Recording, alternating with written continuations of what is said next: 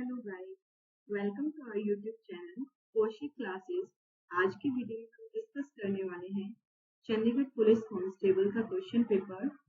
ये एग्जाम 23 जुलाई 2023 को कंडक्ट हुआ था, ठीक है। और इसके दो पार्ट हम सोल्व कर चुके हैं, दो वीडियो आ चुकी हैं और ये इसका लास्ट पार्ट है, थर्ड पार्ट, ठीक है। तो कुछ बचे हुए क्वेश्चंस हैं, हम मैथ्स और रीजनिंग का क्वेश्चन इसमें कवर कर रहे हैं। टोटल 100 क्वेश्चंस इसमें हैं, अप्रोक्स 70 क्वेश्चन जो है वो मैथ्स और रीजनिंग क्वेश्चन से है, तो हम इसमें वो सभी कवर कर रहे हैं। सॉल्यूशन बताएंगे और उसके एक्सप्लेनेशन भी बताएंगे, ठीक है। तो लास्ट तक आप हमारे साथ बने रहिए। चलिए शुरू करते हैं आज की वीडियो। तो क्वेश्चन नंबर जो 66 है वो बीच में रह गया था, हमने 80 तक क्वेश्चन कवर किए थे। जो बीच में एक दो क्वेश्चन छूट गए हैं उनको भी आज कवर कर लेते हैं, ठीक है। तो देखिए क्वेश्चन नंबर 66 क्या कहता है। A train started from station A and travel towards station B at 70 kilometre per hour. कि ए से कोई ट्रेन स्टार्ट हुई है, ठीक है। यहाँ मान लो ए है, यहाँ से कोई ट्रेन चली और बी तक गई, ठीक है। तो वो ट्रेन जा रही है 70 किलोमीटर पर आवर की स्पीड से, ठीक है। और इधर दूसरी ट्रेन बी से चली, वो जा रही है 60 किलोमीटर पर आवर की स्पीड से, ठीक है। तो इसकी स्पीड 60 है और इसकी 70 है जो ए से चली है। अब क्या कह रहा है, after 11/2 hours they were still 65 kilometre away from each other. कि इतने घंटे चलने के बाद भी वो एक दूसरे से अभी 65 किलोमीटर दूर है। मान लो ये इतने टाइम में यहाँ पहुंच गई, पहली वाली ट्रेन, दूसरी वाली यहाँ पहुंच गई और इनके बीच का जो डिस्टेंस है वो अभी 65 किलोमीटर बाकी है, ठीक है। अभी क्या कह रहा है आगे, after how many hours of starting would they cross each other. ठीक है, कि वो शुरू करने के कितने टाइम बाद एक दूसरे को क्रॉस करेंगे। शुरू से ही हमें टाइम नोट करना है। देखो अब ये टाइम तो दे रखा है यहाँ से यहाँ तक का और यहाँ से यहाँ तक का, दोनों को सेम टाइम लगा है। 11/2 आवर्स में वो यहाँ पहुंच गई, ठीक है, बीच में। तो अब हम क्या करेंगे, टोटल हम निकाल लेते हैं डिस्टेंस। अगर टोटल डिस्टेंस हमें पता है और स्पीड हमें दोनों ट्रेन की पता है, ये 70 और 60, तो एवरेज स्पीड के हिसाब से हम उसको कैलकुलेट कर लेंगे टोटल टाइम कितना लगेगा। तो टोटल जो टाइम है वो हम कैसे निकालते हैं, टोटल डिस्टेंस डिवाइडेड बाय में स्पीड। ये एवरेज स्पीड ली जाएगी क्योंकि यहाँ पे रिलेटिव स्पीड लगेगी।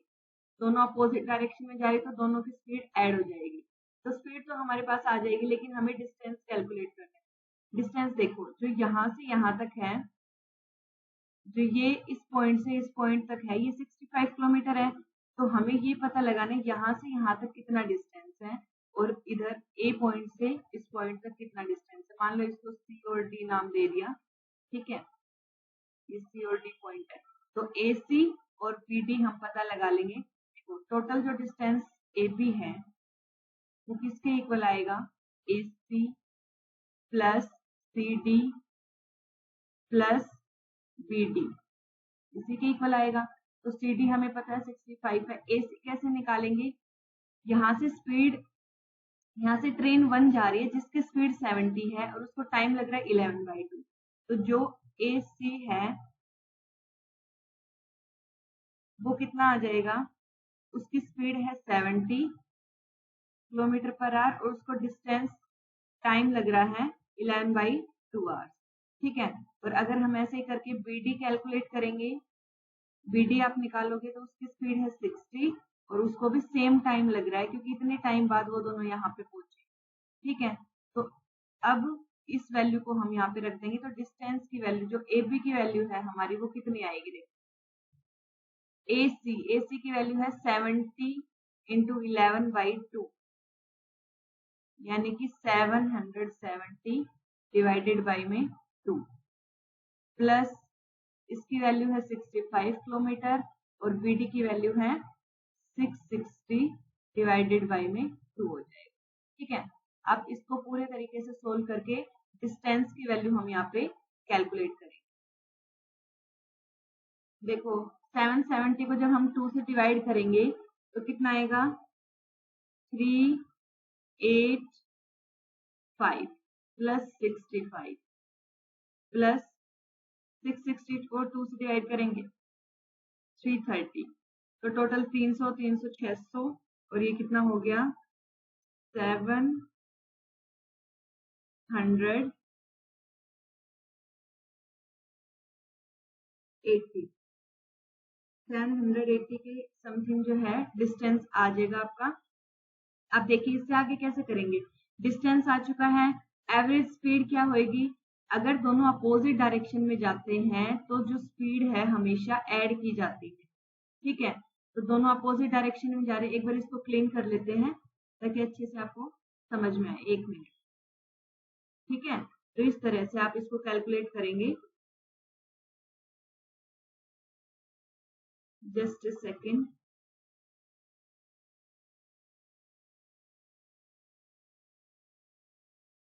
यहाँ पे मैं इसका टाइम निकाल के आपको दिखा देती हूँ अभी, ठीक है। इसमें थोड़ा स्पेस कम है तो ज्यादा वो हो रहा है, कंजेस्टेड हो रहा है ना, ठीक है। देखिए अब यहाँ पे हो जाएगा। अब हमें निकालना है time. Time is equal to distance by speed. Distance हमारा आया है 780, क्लियर। और स्पीड क्या आएगी, इन दोनों का सम 70 प्लस 160 कितना हो गया 130, ठीक है। तो 0 से 0 कैंसिल, 13 से 78 को कैंसिल करेंगे तो 6 पे चला जाएगा, तो 6 आवर्स जो है वो इसका आंसर हो जाएगा, क्लियर। इस तरीके से आप इसको सोल्व करेंगे। सबसे पहले हमें पता लगाना, हमें टोटल टाइम बताना है, तो टाइम बताना है तो उसमें हमें डिस्टेंस चाहिए टोटल और टोटल स्पीड चाहिए, तो दोनों चीजें हमने निकाली और उसको फिर डिवाइड करते हैं, ठीक है। चलिए नेक्स्ट क्वेश्चन पे बढ़ते हैं। देखिए हमारा नेक्स्ट क्वेश्चन क्या कहता है, a motor boat goes 24 kilometre in 2 hours along the stream and 10 kilometre per hour against the stream, ठीक है। कि एक पानी के बहाव के साथ अगर वो जा रही है तो वो इतने किलोमीटर जा पाती है 2 घंटे में, और अगर उसके अगेंस्ट जाती है यानी अपवर्ड जा रही है और पानी नीचे की तरफ बह रहा है तो वो 10 किलोमीटर ही चल पाती है 1 घंटे में। तो हमें क्या बताना है, the speed of the motor boat in kilometre per our is. Motor boat की स्पीड कैलकुलेट करनी है हमें, ठीक है। तो आप मोटर बोट की स्पीड मानो x, जो हमें कैलकुलेट करना है उसको हम x सेलेक्ट कर लेते हैं, ठीक है।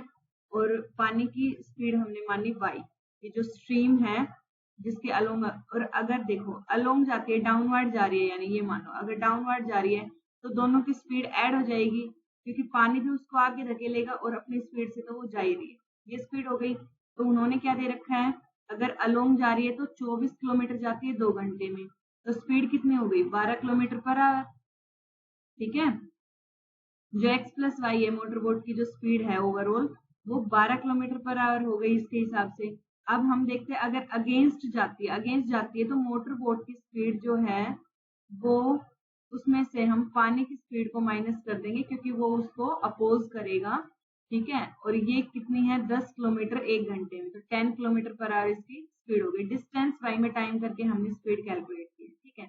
अब यहाँ से आपको मोटर बोट की स्पीड बतानी है, यानी कि x की वैल्यू फाइंड आउट करनी है, ठीक है। x की वैल्यू कैसे निकालेंगे, यहाँ से वैल्यू पुट कर दो, x की वैल्यू है यहाँ से 10 प्लस वाई, उसको हम यहाँ पे रख देते हैं, या फिर y की वैल्यू यहाँ से पुट करो x माइनस में 10, इस इक्वेशन में मैं पुट कर रही हूँ x प्लस y की जगह मैंने रखा x माइनस का 10 होगा तो उधर जाके वो प्लस हो जाएगा, यानी 22 आ गया हमारा यहाँ, ठीक है। 12 में 10 ऐड करेंगे 22 और x प्लस x हो गया 2x इज इक्वल टू 22 और x हमें मिल जाएगा यहाँ से 11, तो 11 किलोमीटर पर आवर जो है ये इसका फाइनल आंसर हो जाएगा, C फॉर चंडीगढ़, ठीक है।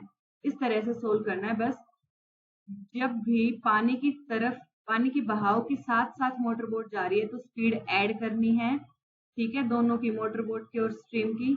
और अगर पानी के अगेंस्ट जाती है तो आप दोनों की स्पीड का डिफरेंस लेंगे, ठीक है। इस तरह से कैलकुलेट करेंगे। चलो नेक्स्ट क्वेश्चन क्या कहता है, देखो, if 6/7 of 8/5 of a number is 192, then 3/4 of this number, 6/7 of 8/5 of A number, हमें नहीं पता नंबर क्या है, हमने मान लिया के है नंबर, ठीक है, वो है 192, तो हमें 3/4 कैलकुलेट करना है। इसको आप कैंसिल कर दो और यहाँ से के की वैल्यू निकाल लो कि नंबर कितना आएगा।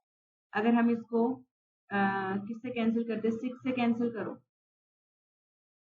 3 पे जाएगा और ये 2 पे जाएगा, ठीक है, फिर 8 से कैंसिल हो जाएगा, 32 4 पे, तो k की वैल्यू क्या आएगी यहाँ पे हमारी 5 4 जा 20, 20 इंटू में 7 140। अब नंबर तो हमारे पास आ गया कि 140 जो है संख्या है। अब हमें क्या करना है, इसका 3/4 निकालना है, तो इसका 3/4 निकाल लेंगे बिल्कुल आसानी से, इंटू में 140 कर दीजिए, ठीक है, तो 4 से इसको कैंसिल आउट करेंगे, 140 को 2 पे जाएगा और ये 5 पे जाएगा, ठीक है, तो 75 आया हमारा, ठीक किया ना मैंने, नहीं यहाँ पे 35 आएगा, सॉरी, तो 75 में 105 आपका आंसर हो जाएगा। मैंने कैंसिल आउट गलत कर दिया था, तो आप इस तरह से इसको सोल्व करेंगे, ठीक है, A4 ऑस्ट्रेलिया इसका आंसर हो जाएगा। चलिए नेक्स्ट क्वेश्चन, जो नेक्स्ट है वो हमारा रीजनिंग का क्वेश्चन है। Word is given below, the word followed by 4 other words, ठीक है, तो हमें बताना है इसमें से कौन सा जो वर्ड है वो बनाया नहीं जा सकता इन लेटर्स का यूज करके। तो वर्ड हमारे पास ये है कॉम्प्रीहेंशन, ठीक है, तो इसके ही लेटर हमें यूज करने हैं अलग अलग वर्ड्स बनाने के लिए। तो देख लो, कॉम्प्रोमाइज इससे बन सकता है, बिल्कुल, पेंशन बन सकता है, सारे लेटर्स हैं, ऑनियन भी बन सकता है, और प्रीच, प्रीच में ए आ रहा है, देखो यहाँ पे ए कहीं भी नहीं है, कॉम्प्रीहेंशन में ए यूज नहीं हो रहा है, तो आपका जो रॉन्ग वर्ड है वो यही हो जाएगा, ऑप्शन डी फॉर दिल्ली, ठीक है, ऐसे आप odd one out find out कर सकते हैं। देखो इसी के नीचे नेक्स्ट क्वेश्चन हमारा मैथ्स का ही है। How many of the following numbers are fully divisible by 132, कितने नंबर्स जो है 132 से डिविजिबल है, इनमें से आप चेक कर लेंगे कितने नंबर 132 से डिवाइड हो रहे हैं। देखो अब सबसे पहले चेक कैसे करेंगे हम, 132 के जब हम फैक्टर्स निकालते हैं तो इसको हम 11 इंटू में 12 लिख सकते हैं, और 12 को हम 4 इंटू में 3 लिख सकते हैं, ठीक है, इसको हमने तोड़ दिया, तो यानी कि आपको चेक करना है हर एक नंबर को कि वो 3 से डिवाइड हो रहा है या नहीं। अगर इनमें से किसी एक से भी वो डिवाइड नहीं हो रहा तो इससे वो कंप्लीटली डिविजिबल नहीं होगा, ठीक है, तो आप चेक कर लेंगे नंबर वाइज। जैसे कि फर्स्ट हम देखते हैं 264, अब 64 4 से डिवाइड होता है, ठीक है, और 3 से डिवाइड होगा क्योंकि इनका सम करेंगे 12 आएगा, 12 डिवाइड होता है, 11 से करके देख लो, 2 पे और 4 पे चला जाएगा, हो जाएगा ये डिवाइड। ऐसे नेक्स्ट को चेक करेंगे और सभी को चेक करके आप बता देंगे कितने नंबर्स डिवाइड हो रहे हैं कितने नहीं। तो चेक करके आपको पता चलेगा नंबर 1, ये 2, 3 और 4 ये चारों डिवाइड होंगे, और पीछे के जो चारों हैं ये नंबर डिवाइड नहीं होंगे, ठीक है, इस तरह से आप इसको सोल्व करें। चलिए, तो ऑप्शन आपका कौन सा करेक्ट हो जाएगा इसमें, 4 option is our correct answer, क्योंकि 4 नंबर्स हमारे इससे डिविजिबल है 132, ठीक है। देखो नेक्स्ट क्वेश्चन नीचे है मैथ्स का, Ram, Mohit and Amit can complete a task in 12 days, 10 days, 15 days respectively, ठीक है, इतने इतने दिन वो लगाते हैं काम को पूरा करने में। In how many days can Ram, Mohit, Amit together complete the same task, वो तीनों मिलके उस काम को कितने दिन में करेंगे कंप्लीट, हमें ये बताना है, ठीक है। देखो इस तरह के क्वेश्चंस को करने का सबसे इजी वे है, यहाँ पे आप क्या करेंगे, तीनों का नाम लिख लो, ये राम हो गया, मोहित हो गया और अमित हो गया, ठीक है, ये कितने दिन ले रहा है, 12 दिन, ये ले रहा है 10 दिन, ठीक है, उस काम को पूरा करने में ये ले रहा है 15 दिन, तो तीनों का हम निकालेंगे एलसीएम। जब हमने तीनों का एलसीएम निकाला तो हमें मिला 60, ठीक है। अब जो ये आया है ये है टोटल वर्क, ये आपका वर्क है, टोटल वर्क, ठीक है, और ये है आपके नंबर ऑफ डेज। अब हमें क्या करना है, एफिशिएंसी निकालने की। अगर 60 काम को राम 12 दिन में कर रहा है तो एक दिन में वो कितना काम करेगा, वो 5 काम करेगा, ये इसकी एफिशिएंसी है 5, ठीक है, और ये 6 करेगा मोहन, और अमित करेगा 4, ठीक है, ये तीनों की एफिशिएंसी आ गई, ये हमारा टोटल वर्क आ गया जब भी आपको निकालना है कुछ भी, किसी के भी नंबर ऑफ डेज आपको निकालने हैं, अगर जैसे मुझे तीनों के मिला के निकालने हैं, राम प्लस मोहन प्लस अमित, ठीक है, तो आप क्या करोगे, टोटल वर्क को हम डिवाइड कर देंगे जिस जिसका निकालना है उसकी एफिशिएंसी से। तो इन तीनों के टुगेदर वर्क निकालना है हमें, तो हम तीनों की एफिशिएंसी को भी साथ में ले लेंगे। 5 + 6 + 4 कितना हो गया, 10 और 5 15 हो गए, ठीक है। तो आप 15 को नीचे रख लोगे, कैंसिल आउट करेंगे तो यहाँ से 4 मिल जाएगा, यानी नंबर ऑफ डेज जो है 4 लगेंगे पूरे काम को करने में, अगर वो तीनों साथ मिलके काम करते हैं तो, ठीक है। तो बिल्कुल कुछ सेकंड्स के अंदर आप इसको सोल्व कर सकते हैं, शॉर्टकट वे है ये। सबसे पहले नंबर ऑफ डेज से हम एलसीएम लेके वर्क निकाल लेंगे, उनकी एफिशिएंसी निकाल के वर्क से डिवाइड कर देंगे, बस इतना ही करना है। चलो नेक्स्ट क्वेश्चन देखते हैं। नेक्स्ट क्वेश्चन क्या कहता है, which will be the 10th term in the following series. ठीक है, इस सीरीज में हमें जो 10th टर्म है वो बतानी है। अब आप ये चेक करो, क्या ये एपी सीरीज है, इनके बीच का डिफरेंस देखो, दोनों के बीच का डिफरेंस कितना है, इसमें 57 और 63, यानी 6 का डिफरेंस है। इन दोनों में 6 का डिफरेंस है, और इन दोनों में देखते हैं इनमें भी 6 का डिफरेंस है, यानी जो कॉमन डिफरेंस है डी वो है 6। दोनों का सेम डिफरेंस है, तो एपी बन रही है हमारी, यहाँ पे एपी हो रही है। तो आप एपी की हेल्प से कोई भी टर्म आप निकाल सकते हो इजीली। अब इन्होंने 10th टर्म पूछा है हमसे, हम 10th टर्म बता देंगे। देखो A10 हमें निकालना है, तो हम निकालेंगे A1 प्लस में 9D, ठीक है। A1 यानी कि फर्स्ट टर्म क्या है 357 प्लस 9D, 9 इंटू में डी कितना है यहाँ पे 6 है हमारा। चलो इसको सोल्व करते हैं, 357 प्लस में ये 9 6 जा कितना हो जाएगा 54, तो इसको यहाँ पे ऐड कर देंगे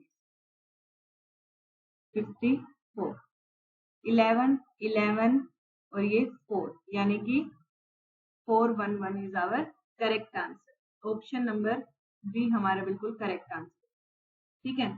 इस तरह से आप एपी अगर फॉर्म हो रही है तो डायरेक्ट फॉर्मूला यूज करके आप सम निकाल सकते हैं। नेक्स्ट क्वेश्चन देखो, इसी के नीचे दिया गया है कि find the missing term in the given series, ठीक है। इस सीरीज में हमें मिसिंग टर्म बतानी है 15 22। अब इनका गैप देख लेते हैं हम कितने कितने का। सबसे पहले जब भी इस तरह के क्वेश्चंस मिले आपको सीरीज वाले, उसमें आप सबसे पहले गैप देखा करो कितने का गैप है। इन दोनों में कितने का 7 का गैप है, ठीक है। फिर इन दोनों में 9 का गैप है, इसमें और इसमें 11 का, फिर 13 का। तो इसका मतलब नेक्स्ट गैप जो है 15 का होगा। 7 9 11 13 15 जो ओड नंबर्स है उनका गैप आ रहा है। तो 55 में हम अगर 15 ऐड कर देंगे तो कितना आ जाएगा 0 और ये 7, यानी 70 हमारा जो है अगला नंबर 70 होगा। ऐसे आप उससे अगला नंबर पूछे तो भी निकाल सकते हैं, उसमें 17 ऐड कर देंगे। इस तरह से सोल्व करें। चलो नेक्स्ट क्वेश्चन देखते हैं। इसमें पूछा गया है क्वेश्चन नंबर 90 में, सम ऑफ फर्स्ट 5 प्राइम नंबर्स, पहले 5 अभाज्य संख्याओं का हमें जोड़ करना है, ठीक है। फर्स्ट 5 प्राइम नंबर्स कौन कौन से हैं, 1 जो है वो प्राइम नंबर नहीं होता है, तो हमारे प्राइम नंबर 2 से शुरू होते हैं।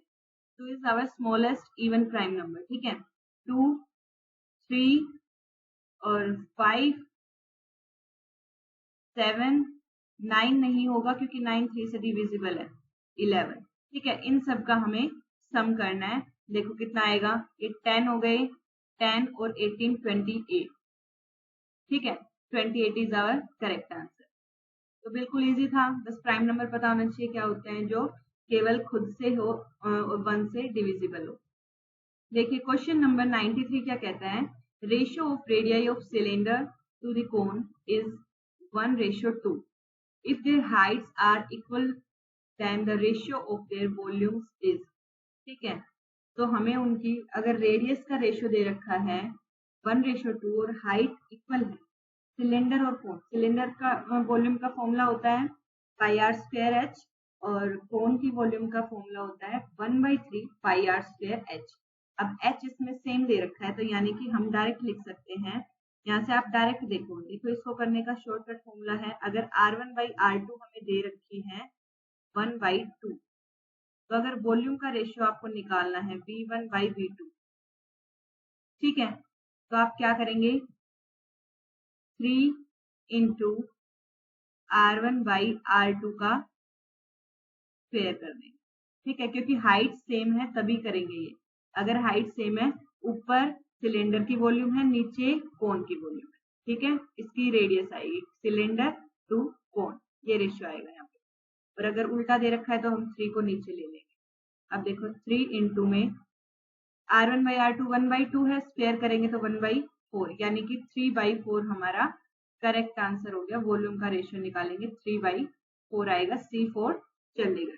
ठीक है, ये आंसर आपका करेक्ट हो जाएगा यहाँ पे, क्योंकि इसमें हाइट इक्वल है। मेन बात है हाइट इक्वल है। वॉल्यूम का फॉर्मूला मैंने आपको बता दिया है। सिलेंडर की वॉल्यूम का फॉर्मूला होता है पाई आर स्क्वेयर एच, और जो कोन की वॉल्यूम है उसका फॉर्मूला क्या होगा 1/3 पाई आर स्क्वेयर एच। एच मैंने सेम रखा है तो पाई और एच कैंसिल हो जाते हैं, इसलिए केवल रेडियस का रेशियो बचता है और ये 3 बचता है। ठीक है, ये दोनों एच कैंसिल हो जाएगा। ठीक है, तो केवल रेडियस का रेशियो और 3 बचेगा, इसलिए मैंने डायरेक्ट आपको फॉर्मूला बता दिया। इस तरह से आप करेंगे। चलो नेक्स्ट क्वेश्चन 94, ये रीजनिंग का क्वेश्चन है। 8 friends A B C D E F G and H are sitting in a straight line all facing north। North की तरफ उन्होंने फेस कर रखा है। F is sitting between D and G। देखो यहाँ पे हम बनाते हैं एक स्ट्रेट लाइन बनाते हैं जिसमें ये सभी बैठे हुए। ठीक है, कह रहे हैं कि सभी का फेस नॉर्थ की तरफ यानी इस तरफ फेस है, क्योंकि देखो ऐसे डायरेक्शन इस तरह से होती है आपकी। ये नॉर्थ है और ये साउथ है, इधर ईस्ट और ये वेस्ट। तो नॉर्थ की तरफ फेस है तो इस तरफ फेस होगा सभी का। ठीक है, देखो F is sitting between D and G, तो पहले तो हम F को बैठा देते हैं D और G के बीच में। ये F है और ये किस किस के बीच में बैठे हैं D और G के बीच में। Clear. B is sitting between H and A। जो B है वो H और A के बीच में बैठा है, तो B को कहीं और बैठाते हैं। यहाँ बिठा दिया, मान लो B, यहाँ पे H हो गया, ये H, ये हो गया A। ठीक है, अब क्या कह रहा है is third to the left of G। G के लेफ्ट में अगर हम थर्ड देखें, अगर फेस उधर की साइड तो लेफ्ट इधर होगा इसका, G का लेफ्ट में थर्ड नंबर पे E है, तो यहाँ पे होगा E। ठीक है, who is sitting at one of the corner. जो E है वो कॉर्नर पे बैठा है, ये खुद ही कह रहा है। H is third to the left of C। H जो है वो C के लेफ्ट में थर्ड है। C तो हमने कहीं भी नहीं बैठाया, तो C अगर यहाँ पे लेंगे तभी तो H उसके लेफ्ट में आएगा थर्ड नंबर पे। Who is sitting at another corner. दूसरे कॉर्नर पे, एक कॉर्नर पे इन्होंने बताया E बैठा है, दूसरे पे कौन बैठा है, हमने जिस तरह से बनाया वो C बैठा है, तो यानी कि D ऑप्शन हमारा यहाँ पे करेक्ट आंसर हो जाएगा। C जो है वो लेफ्ट में बैठा है। देखिए नेक्स्ट क्वेश्चन मैथ्स का है। If 3x plus 2y equals to 7 and 4x minus 24 equals to 24, then x minus y is equal to, हमें x और y की वैल्यू फाइंड आउट करके और यहाँ पे x minus y हमें कैलकुलेट करना है। देखिए इसको सोल्व करने के लिए इस इक्वेशन को या तो 2 से मल्टीप्लाई कर लीजिए, या फिर मतलब या तो x वाले को कैंसिल कीजिए या y वाले को। एलिमिनेशन मेथड से हम इसको सोल्व करेंगे। देखो कैसे, 3x plus 2y is equal to 7। जो दूसरी इक्वेशन है उसको मैं 2 से मल्टीप्लाई कर रही हूँ, तो वो हो जाएगी 8x माइनस 2y। इसीलिए 2 से मल्टीप्लाई किया ताकि y वाली टर्म हम एलिमिनेट कर सकें, और पूरी मल्टीप्लाई होगी तो राइट हैंड साइड को भी हम मल्टीप्लाई करेंगे 2 से। अब इन दोनों इक्वेशंस को हम ऐड कर देते हैं, तो 2y से 2y कैंसिल और ये हो जाएगा 11x इज इक्वल टू, कितना आएगा इनको जोड़ने के बाद 55, यानी x की वैल्यू आ गई 5। ठीक है, x की वैल्यू आप इन दोनों में से किसी भी इक्वेशन में पुट करो तो हम y की वैल्यू निकाल सकते हैं। मैं फर्स्ट इक्वेशन में रख रही हूँ x की वैल्यू, तो 15 plus 2y is equal to 7 है। ठीक है, तो y की वैल्यू क्या मिलेगी यहाँ से हमें, इसमें से 7 अगर माइनस करेंगे तो 8 आएगा, तो यानी कि यहाँ से हमें y मिल गया माइनस का 4। ठीक है, y की वैल्यू माइनस 4 आएगी, तो हमें x माइनस वाई कैलकुलेट करना था। x माइनस वाई तो x की वैल्यू 5 है, माइनस कर देंगे y की वैल्यू माइनस का 4 है, प्लस हो जाएगा ये, यानी कि 9 हमारा करेक्ट आंसर। ठीक है, तो इस तरह से एलिमिनेशन मेथड का यूज करके आप xy फाइंड आउट करो तो फिर उनका डिफरेंस। देखो नेक्स्ट क्वेश्चन इसी के नीचे है, एक बार इसको इरेज कर लेते हैं। देखिए क्वेश्चन नंबर 96 क्या कहता है, a number consist of 2 digits, 2 digit से मिलकर एक नंबर बना हुआ है, the digit at tenth place is 2 times the digit at ones place. तो नंबर मान लो, नंबर की जो डिजिट्स हैं वो हम x और y मान लेते हैं। ठीक है, यहाँ पे कर रही हूँ मैं, तो जो टेंथ एक्स वाई इस तरह से नंबर लिखा हुआ है मानो। ठीक है, the digit at tenth place is 2 times the digit at ones place. तो ये जो है ये टेंस है, ये वंस है, वंस टेंस। ठीक है, तो जो टेंस पे जो डिजिट है वो 2 टाइम्स है वंस डिजिट की। हो गया, the number formed by reversing the digit is 27 less than the original number. अब नंबर क्या बनेगा अगर डिजिट्स ये हैं, देखो जैसे मान लो मैं 43 लिखती हूँ। ठीक है, तो इसको हम लिखेंगे 4 इंटू में 10 प्लस में 3, ऐसे करके नंबर बनाया ना ये। ठीक है, तो अगर मैं x और y लिख रही हूँ, यानी कि जो रियल नंबर है वो क्या है 10x प्लस में y, 10 प्लेस पे जो डिजिट है उसको हम 10 से मल्टीप्लाई करेंगे। ठीक है, ये हमारा ओरिजिनल नंबर है। अब क्या कह रहा है, the number form by reversing the digit, अगर x की जगह y आ जाए, y की जगह x आ जाए, तब जो नंबर बनेगा वो 27 लेस होगा ओरिजिनल नंबर से। तो अगर हम ओरिजिनल नंबर में से 27 माइनस करते हैं तो हमारा जो न्यू नंबर बना है वो आएगा। तो नया नंबर क्या बनेगा भाई, 10y प्लस में x आ जाएगा। ठीक है, इनको सोल्व करो, कैलकुलेट करेंगे तो कितना आएगा, 9x minus 9y is equal to 27, यानी x minus y is equal to 3 आ गया। देखो यहाँ से x की वैल्यू 2y पुट करो, तो 2y जब यहाँ पे रखा हमने तो 2y माइनस y बचा, यानी कि y की वैल्यू आई 3, तो x is equal to 2y था तो x आएगा 6, तो नंबर क्या हो गया 63। ऑप्शन सी हमारा करेक्ट आंसर हो जाएगा। नंबर जब भी बनाओगे तो टेंथ प्लेस को 10 से ही मल्टीप्लाई करना है, वरना आप ऐसे डायरेक्ट नहीं लिख सकते कि जो डिजिट्स हैं उसी में आप नंबर को बनाओगे। ठीक है, चलो क्वेश्चन नंबर 98 है हमारा, the perimeter of A sphere is equal the perimeter of a rectangle. Sphere का जो पेरीमीटर है वो रेक्टेंगल के पेरीमीटर के इक्वल है। The perimeter of the sphere is 40 metre, sphere का दे रखा है perimeter. If its breadth is 2/3 of its length, then what is the area of the rectangle? तो रेक्टेंगल का एरिया हमें बताना है। देखो पहली कंडीशन देखते हैं कि दोनों का पेरीमीटर इक्वल है। स्फीयर की साइड अगर हम a मानते हैं तो उसका पेरीमीटर होएगा 4a।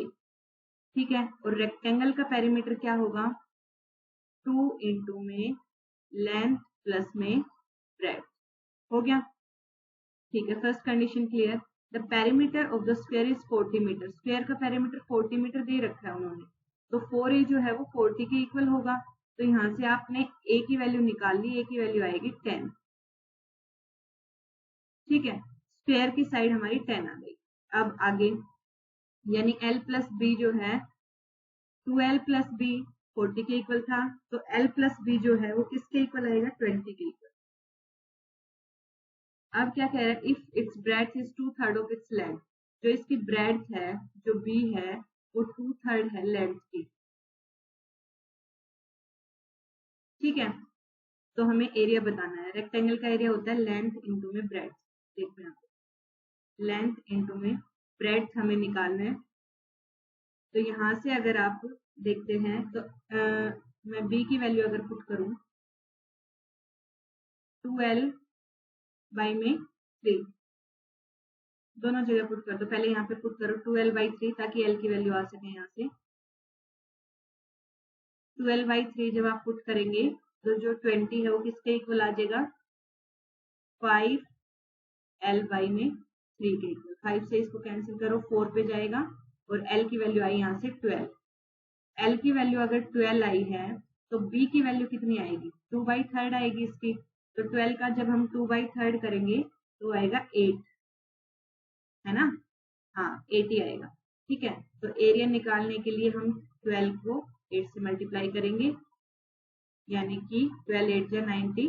6 हमारा ये एरिया आ जाएगा। लेंथ और ब्रेड्थ का हमें रिलेशन दिया हुआ है, इसलिए हमें इजी हो गया निकालने के लिए। इसकी हेल्प से हमने निकाला। देखो यहाँ पे स्क्वायर की साइड भी हमने निकाल दी, जिसकी कोई नीड भी नहीं थी। अगर स्क्वायर के बारे में भी कुछ पूछता तो हम यहाँ से बता सकते थे, स्क्वायर का एरिया भी यहाँ से बता सकते हो आप।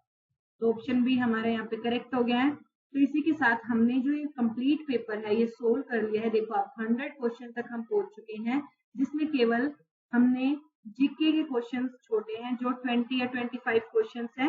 बाकी हमने 75 टू 80 क्वेश्चन को इसमें कवर किया है।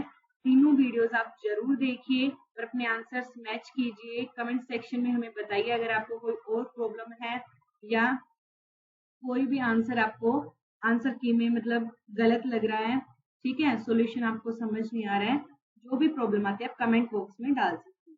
Thank you for watching, bye bye. और लाइक जरूर करें वीडियो को।